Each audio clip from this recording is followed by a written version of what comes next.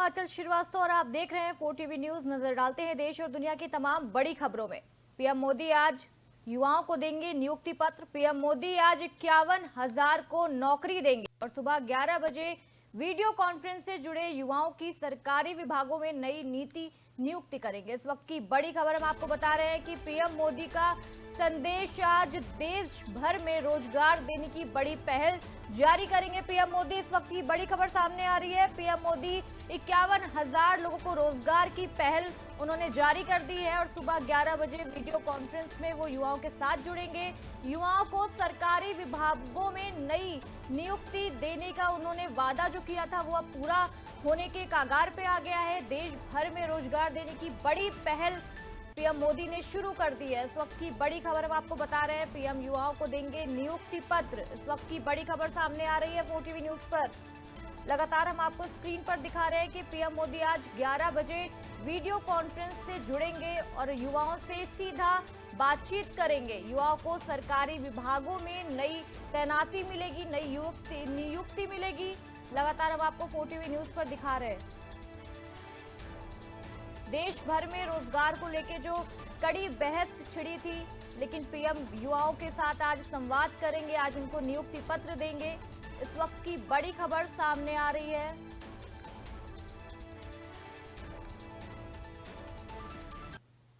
अगली बड़ी खबर केरल से आ रही है। केरल दौरे पर केंद्रीय गृह मंत्री अमित शाह तिरुवनंतपुरम बीजेपी कार्यालय का करेंगे उद्घाटन। इस वक्त की बड़ी खबर सामने आ रही है। सुबह 11 बजे कार्यक्रम की शुरुआत होगी। अमित शाह शुरू करेंगे ये कार्यक्रम और निकाय चुनाव अभियान केरल में संगठन मजबूत करने पर रणनीति बनाएगी।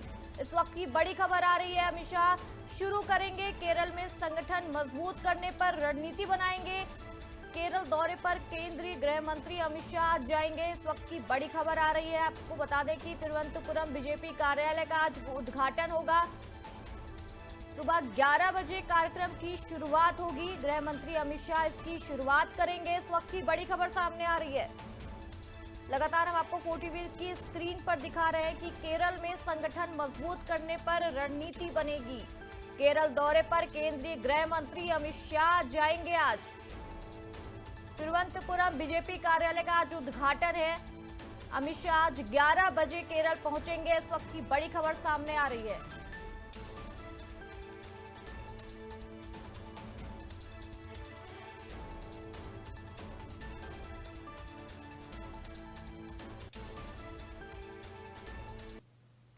अगली बड़ी खबर लखनऊ से आ रही है। लखनऊ दौरे पर रक्षा मंत्री राजनाथ सिंह 2 दिन अपने संसदीय क्षेत्र में रहेंगे। इस वक्त की एक और बड़ी खबर सामने आ रही है।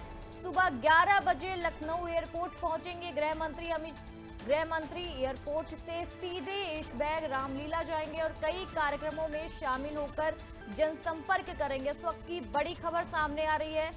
एयरपोर्ट से सीधा कई कार्यक्रमों में जाएंगे, उसमें शामिल होंगे और जनसंपर्क भी करेंगे। लखनऊ दौरे पर रक्षा मंत्री राजनाथ सिंह आज हैं, लखनऊ जाएंगे। वो उनका दौरे पर अपने जाएंगे और 2 दिन अपने संसदीय क्षेत्र में रहेंगे। सुबह 11 बजे लखनऊ एयरपोर्ट पहुंचेंगे राजनाथ सिंह। सुबह 11 बजे एयरपोर्ट पहुंचेंगे। एयरपोर्ट से सीधे ऐशबाग रामलीला जाएंगे। कई कार्यक्रमों में शामिल होकर जनसंपर्क करेंगे गृह मंत्री। लखनऊ दौरे पर रक्षा मंत्री राजनाथ सिंह हैं। इस वक्त की बड़ी खबर हम आपको सामने स्क्रीन पर दिखा रहे हैं। 2 दिन अपने संसदीय क्षेत्र में रहेंगे राजनाथ सिंह। सुबह 11 बजे लखनऊ एयरपोर्ट पहुंचेंगे। लगातार हम आपको 4TV की स्क्रीन पर दिखा रहे हैं।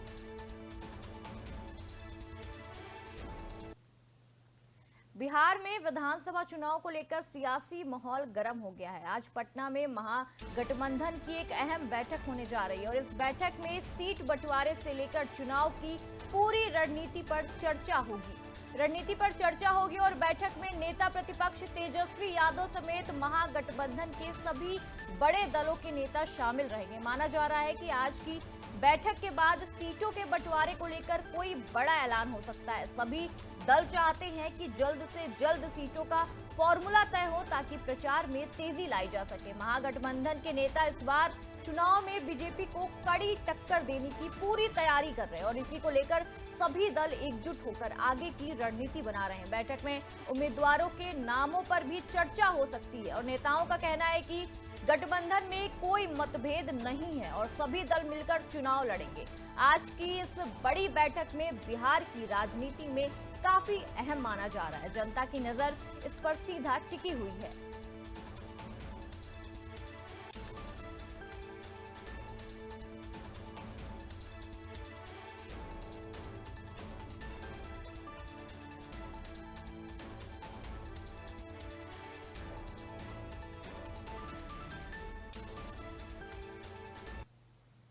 केंद्रीय मंत्री और एलजेपी अध्यक्ष चिराग पासवान को सोशल मीडिया पर जान से मारने की धमकी दी गई और इस मामले में पटना साइबर पुलिस ने केस दर्ज कर लिया है। साइबर डीसीपी नीतीश चंद्र धारिया ने बताया है कि 11 जुलाई की रात करीब 9 बजे चिराग पासवान को सोशल मीडिया के जरिए एक धमकी मिली।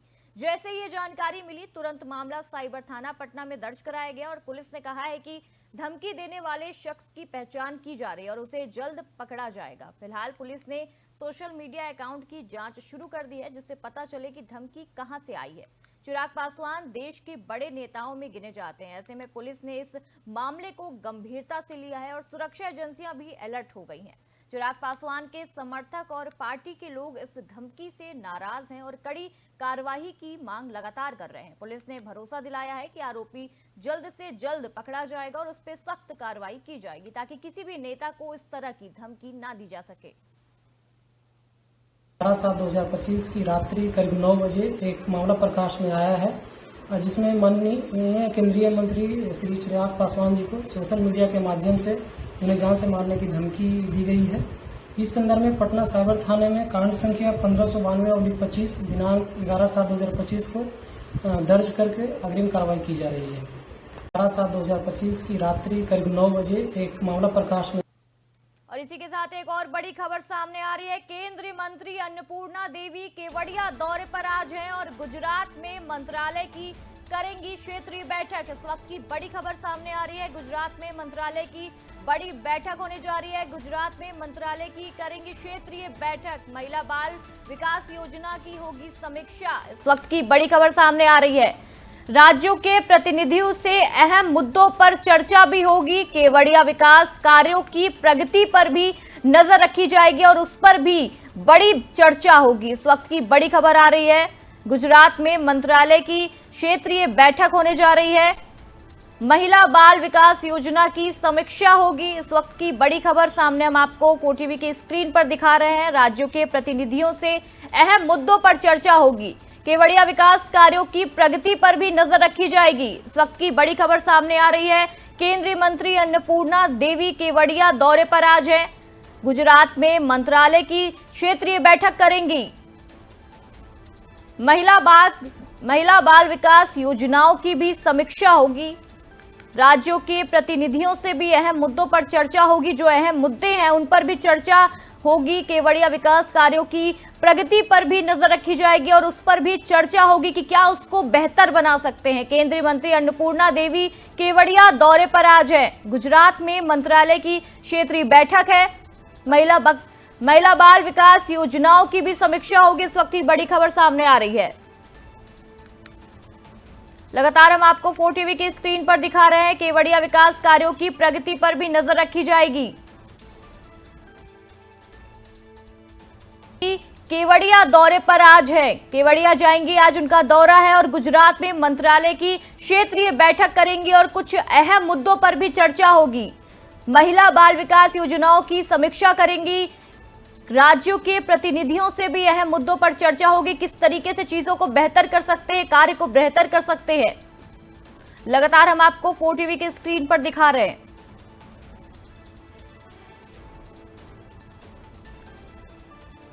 गुजरात में मंत्रालय की क्षेत्रीय बैठक है और महिला बाल विकास योजनाओं की समीक्षा करेंगी। राज्यों के प्रतिनिधियों से भी अहम मुद्दों पर चर्चा होगी।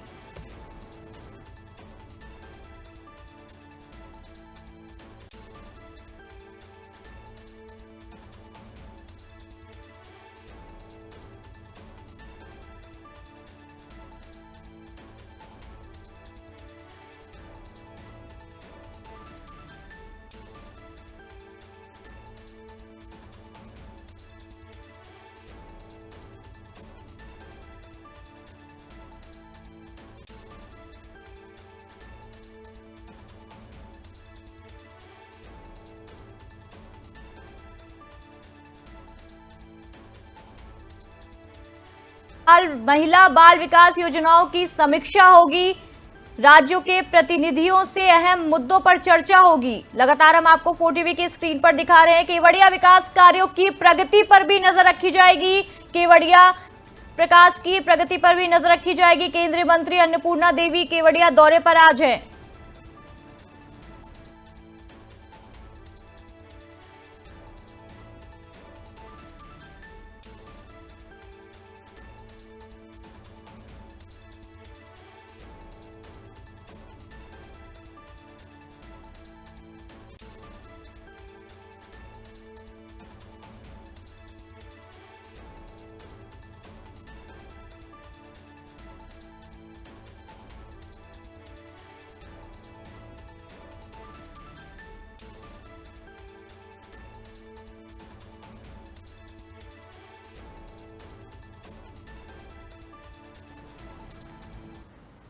वहीं बड़ी खबर बिहार से आ रही है। बिहार में विधानसभा चुनाव को लेकर सियासी माहौल गर्म हो गया है और आज पटना में महागठबंधन की एक अहम बैठक होने जा रही है। इस बैठक में सीट बंटवारे से लेकर चुनाव की पूरी रणनीति पर चर्चा होगी। बैठक में नेता प्रतिपक्ष तेजस्वी यादव समेत महागठबंधन के सभी बड़े दलों के नेता शामिल होंगे। माना जा रहा है कि आज की बैठक के बाद सीटों के बंटवारे को लेकर कोई बड़ा ऐलान हो सकता है और सभी दल चाहते हैं कि जल्द से जल्द सीटों का फार्मूला तय हो ताकि प्रचार में तेजी लाई जा सके।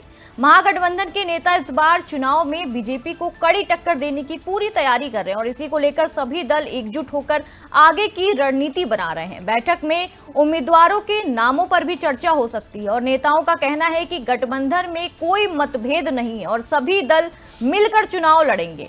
आज की इस बड़ी बैठक में बिहार की राजनीति में काफी अहम माना जा रहा है। जनता की नजर इस पर लगातार टिकी हुई है, इस बैठक पर टिकी हुई है।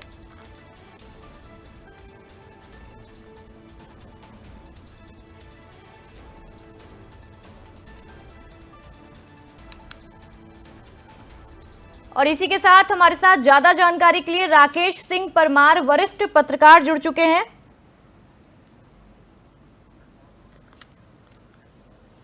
सर बहुत बहुत स्वागत है आपका 4TV न्यूज पर।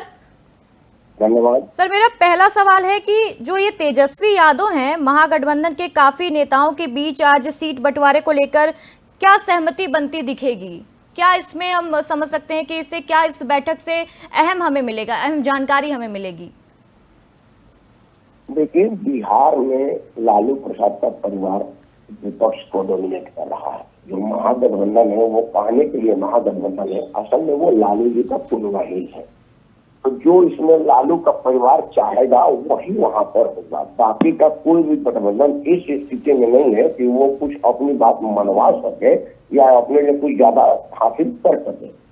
इसका ताजा उदाहरण दिखा जब मतदाता वेरिफिकेशन के विरुद्ध पटना में रैली हुई तो राहुल गांधी की उपस्थिति में पप्पू यादव और कन्हैया कुमार को तेजस्वी ने मंच पर नहीं चलने दिया जी। वो इसलिए कि तेजस्वी तेज प्रताप के उम्र के लोग राजनीति में न आ जाए, क्योंकि पप्पू यादव है और लालू प्रसाद का पूरा राजनीति यादव में है।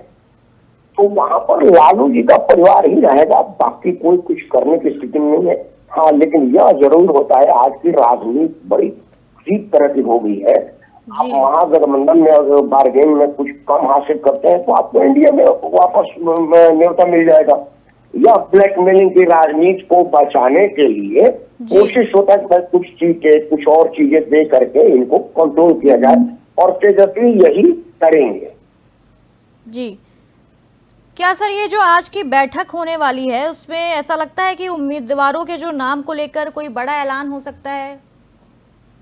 नहीं, उम्मीदवार का ना चुनाव बहुत दूर है। उम्मीदवार वगैरह का नाम का इतना जल्दी कोई भी राजनीतिक दल नहीं करती है, इसलिए कि मान लीजिए कि मेरा नाम अगर नहीं अनाउंस हुआ तो मैं तो फिर स्वतंत्र हूँ ना, कहीं जाने के लिए। तो आदमी क्यों अपने राजनीतिक कार्यकर्ता को इधर उधर जाने का मौका देगा? आज की राजनीति चुनाव के नाम पर्चा दाखिला के एक दिन पहले अनाउंस करती है ताकि वो कहीं जा न पाए। बहुत चुनाव दूर है, अभी पता ही नहीं है कि अक्टूबर में होगा कि नवंबर में होगा कि दिसंबर में होगा। तो कैंडिडेट पर कोई चर्चा नहीं होगी। चर्चा यह भी कोई फाइनल नहीं हो पाएगा, वो भी बहुत दूर है कि आपको कितना सीट मिल रहा है। यह एक एक्सरसाइज है, किसी न किसी बहाने मतदाता के पास जैसे हम लोग चर्चा कर रहे हैं ना, तो ये मीडिया में जा रहा है ना, तो भाई महागठबंधन में वो भी कुछ कर रही है, क्योंकि वो सरकार में तो है नहीं कि कुछ सरकारी काम करके लोगों को आकर्षित करे। तो विपक्ष में तो बैठक, धरना, प्रदर्शन, अपनी बात रखना, अपनी बात मनवाने का, बात करना ही लाइमलाइट में बने रहने का होता है। और राजनीति में कहा गया था कि खर्चा पर्चा आप हमेशा करते रहे। खर्चा मतलब अपना समय खर्च करें और पर्चा मतलब आप छपे ऊपर है, दिखते उठते रहे। तो वही वो प्रयास है, बाकी उम्मीदवार का चयन बिल्कुल नहीं होगा। जी, इसमें बिहार में जो बहुत ज्यादा अगर देख सकते हैं कि हम हलचल मची हुई है चुनाव को लेके, और लालू यादव के परिवार में भी एक तरीके से खनन पड़ा हुआ है, इसमें क्या कुछ इनका इम्पैक्ट आ सकता है? जो उनके परिवार में जो अभी चीजें हुई हैं, क्या कुछ इससे भी रिलेटेड हो सकता है? देखिए, बहुत ब्रिलियंट क्वेश्चन आपने पूछा। एक तो आपको बहुत बहुत बधाई, धन्यवाद कि आपने बढ़िया प्रश्न पूछा। देखिए, कल लालू प्रसाद का बड़ा बेटा जी प्रताप अलग झंडे और अलग बैनर के साथ मैदान में निकला। जी, उसने अपने चुनाव क्षेत्र में कहीं मेडिकल कॉलेज वगैरह की बात करने गया था, तो उसकी गाड़ी में राजद का झंडा नहीं था, राजद का बैनर नहीं था, वो एक अलग झंडा था। वो अलग पार्टी घोषित करे, अभी घोषित किया नहीं है, तो क्या कोई नई झंडा पहले लॉन्च कर दिया अपने गाड़ी में, क्योंकि गाड़ी में गया तो मीडिया का आकर्षण पाया और राजद परिवार से उसका ऑफिशियली बहिष्कृत कर दिया गया है, उसके अपने गर्लफ्रेंड वाले मामले में। यह बड़ा इशू होने वाला है। लेकिन एक बात ध्यान दीजिए आप, तेजस्वी और तेज प्रताप कौन है, यह जब तक आप नहीं समझेंगे तब तक लालू परिवार के अंदर का मामला आप नहीं समझ पाएंगे। तेजस्वी हवाई नेता है, लालू जी की वजह से बने रह रहे हैं, लेकिन तेज प्रताप के सारा लालू जी वाला नौटंकी है। वो गरीबों के बीच चला जाएगा, वो लोगों का बाल बनाने लगेगा, वो समोसा की दुकान में बैठ जाएगा। मतलब जो नौटंकी की राजनीति लालू प्रसाद यादव ने शुरू किया था अपने लोगों को आकर्षित करने का और अपने लोगों को अपने साथ बांधे रखने का, वो सेम कार्बन कॉपी तेज प्रताप है।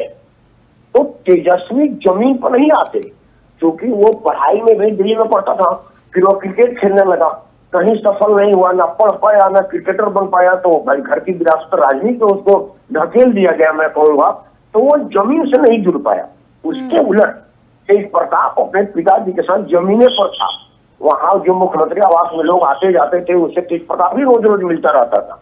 यह सीन बिल्कुल उसी तरह से है जैसे राज ठाकरे उद्धव ठाकरे का मामला हुआ था कि नजदीकी, और उसमें ज्यादा बोलूंगा तो अच्छा नहीं रहेगा, लेकिन देखने वाली बात होगी कि लालू के दोनों बेटा की राजनीति क्या कह रही है। ये राजनीति जब घर में ही इतनी ज्यादा घुस चुकी है, तो बाहर तो जनता के लिए क्या ही काम करेंगे ये? जनता के लिए कौन काम कर रहा है? लालू प्रसाद एक बताइए, मीसा भारती को राजनीति में लगा दिया। दूसरी वो जो विदेश में लड़की रहती है यार, आती ही नहीं, उसको ले आकर के हेमा को चुनाव छपरा से लड़वा दिया। तो बिहार की जनता जानती है, ये पूरे सिर्फ बिहार, ये पूरे देश की दुर्भाग्य है कि हम अपने जात के नाम पर अपने लोगों को वोट देते हैं, और जब उनको टिकट देना होता है तो अपने बेटा बेटी भतीजा भतीजी को देते हैं। आप यूपी से लेकर के बिहार देख लीजिए, आज की तारीख में 2 राष्ट्रीय पार्टियों के अलावा जो ये क्षेत्रीय पार्टियां हैं, यह पार्टी नहीं, परिवारवादी पार्टी ही, निजी संस्था है, और इसके शेयर सारे अपने परिवार में बढ़ते हैं, रिश्तेदार में बढ़ते हैं। लेकिन हमको बस इस बात का है कि मैं यादव हूं तो लालू को वोट दूंगा, अगर सिंह हो तो सिंह को वोट दूंगा, फलान हो तो फलान को वोट दूंगा। इस चीज से जब तक निजात नहीं मिलेगी तब तक देश का कल्याण नहीं होगा, सिर्फ परिवार का कल्याण होगा। जी राकेश जी, आपका बहुत बहुत शुक्रिया हमारे साथ जुड़ने के लिए और ये खास जानकारी हमारे साथ साझा करने के लिए, बातचीत करने के लिए बहुत बहुत शुक्रिया आपका। अगली खबर का रुख करते हैं। स्वतंत्रता दिवस नजदीक आते ही दिल्ली पुलिस ने सुरक्षा के लिए कड़े कदम उठाने शुरू कर दिए हैं। खासकर एयरपोर्ट से सट्टे एयर सिटी इलाके में पुलिस ने सुरक्षा के पुख्ता इंतजाम करने के निर्देश दिए हैं। पुलिस ने वहां के होटलों, गेस्ट हाउसों, रेस्टोरेंट और पेट्रोल पंपों को आदेश दिया है कि वो अपने परिसर के बाहर 50 मीटर तक के इलाके में सीसीटीवी कैमरे जरूर लगवाएं। और पुलिस ने साफ कहा है कि हर जगह पर्याप्त संख्या में कैमरे होने चाहिए ताकि कोई संदिग्ध गतिविधियों से छुप ना सके। इसके अलावा सीसीटीवी कैमरों से रिकॉर्ड हुई फुटेज को कम से कम 90 दिनों तक संभाल कर रखना जरूरी होगा। दिल्ली पुलिस का मानना है कि इससे किसी भी घटना को रोकने में मदद मिलेगी और कोई संदिग्ध गतिविधियां होने पर तुरंत कार्रवाई की जा सकेगी।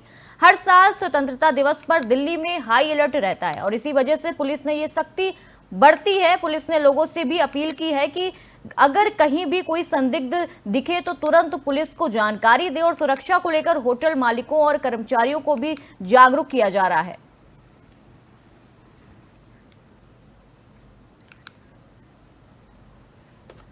अगली खबर अमरनाथ से आ रही है। अमरनाथ यात्रा का 10वां जत्थ आज रवाना हो गया और ये जत्थ पहलगाम के नुनवान बेस कैंप से भारी सुरक्षा व्यवस्था के बीच निकाला गया है।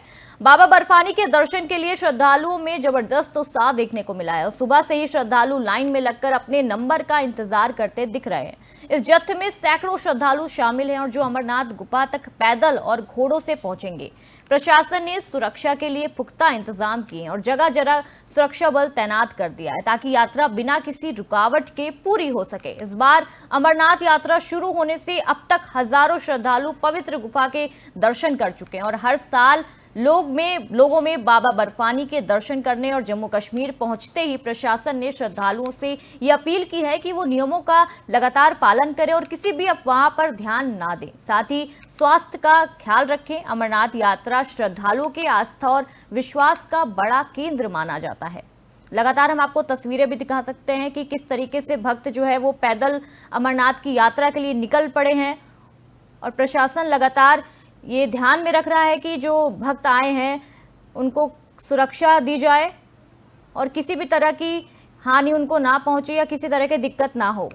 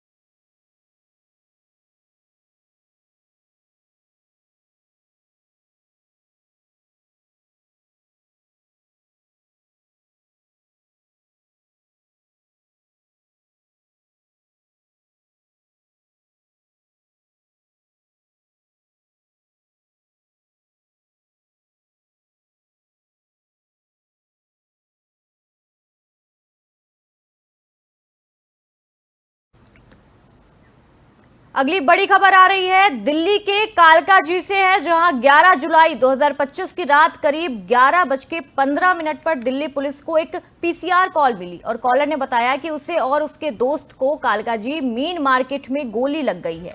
उसने जगह का नाम T point Jain shikanji Deshbandhu college के पास बताया है और सूचना मिलते ही पुलिस मौके पर पहुंची और दोनों घायलों को सफदरगंज अस्पताल में भर्ती कराया गया। अस्पताल से मिली जानकारी के मुताबिक दोनों को चोट और घाव लगे हैं, लेकिन गोली लगी है या नहीं इस पर अभी भी सवाल खड़ा है।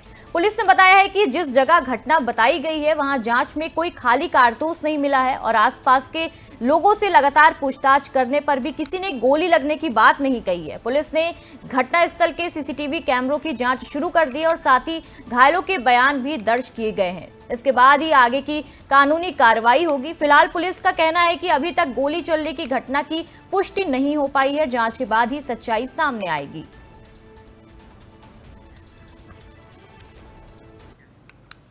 गुजरात के पादरा में गंभीर नदी पर बने पुल का दर्दनाक हादसा पूरे इलाके में मातम लेकर आया है। 9 जुलाई को यह पुराना पुल अचानक ढह गया, जिससे बड़ा हादसा हो गया। पुल से गुजर रहे कई वाहन और लोग सीधा नदी में गिर गए और इस हादसे में अब तक 20 लोगों की मौत की पुष्टि हो चुकी है। राहत और बचाव कार्य लगातार जारी है। एनडीआरएफ और स्थानीय प्रशासन की टीमें नदी में डूबे वाहनों और लापता लोगों को ढूंढने में लगी हुई हैं। हादसे के बाद से इलाके में अफरा तफरी मच गई है और मृतकों के घरों में मातम पसरा हुआ है। परिजनों का रो रो कर बुरा हाल बताया जा रहा है और स्थानीय लोग बता रहे हैं कि पुल की हालत काफी समय से खराब थी, लेकिन इसकी मरम्मत पर ध्यान नहीं दिया गया है। हादसे के बाद लोग प्रशासन से नाराज हैं और मांग कर रहे हैं कि जिम्मेदार अधिकारियों पर कार्रवाई हो। सरकार ने मृतकों के परिजनों को हर संभव मदद देने का भरोसा दिलाया है। हादसे के बाद पूरे पादरा इलाके में गमगनी माहौल है और लोग अब भी लापता अपनों के मिलने की दुआ कर रहे हैं।